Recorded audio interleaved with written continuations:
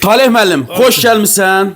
Hal-hazırda bu günləri tamaşaçılar səni izləyir, canlı yayımdasan və bütün xalq demək olar ki, sənin ana muğamı gözləyir. Bəli, ana və muğamı. mən bəli, verilişdə oturandan çoxdandır ki, hamı deyirdi ki, Talih müəllim gəlsin və bu gün Talih Hüseynov bizim əzizlərim verilişdədir və hamı sənin avazında ana muğamı gözləyir. Ana Buyur. muğamı? Bəli, bəli. Buyur. Yapar. Talih Hüseynov. Buyur başla oxu. Anamın, kan anamanın. Bəh, bəh, bəh, bəh. Anamanın.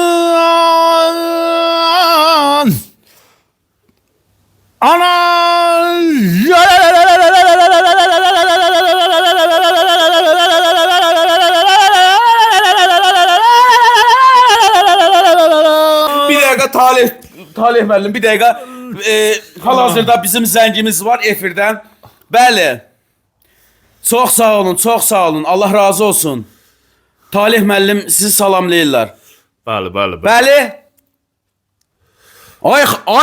Ay xanım, niyə tərk eləsin ay xanım?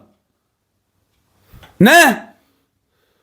Talih deyir, evdə uşaq onun səsinə oyanda, o nədir? Deyir, uluyur, o oxumur, deyir. Heç muğamın deyir, ondan xəbəri yoxdur. Ay xanım, ağzın danışığın bilin. Bizi xalq izləyir burada, cəmaat verilişə bizə baxır. Canlı yayımda o nə hərəkətli danışsa. Bəli, düzdür də. Talih görsən nələr deyirlər. Bəli, düzdür. Bu cür müğənni gör nə? Ayıb desənə, söndür. Nədir? Nədir? Bu nə dedi? Deyir ki, mənim uşağım deyir, yatmışdı, onun səsini oynab deyir. Deyir, o nə oxumaqda deyir. Axmada. Sağ olun, hamımızdan üzr istəyirəm, qurban olun, veriliş başa yetir, qurban olun, sağ olun, üzr istəyirəm hamımızdan.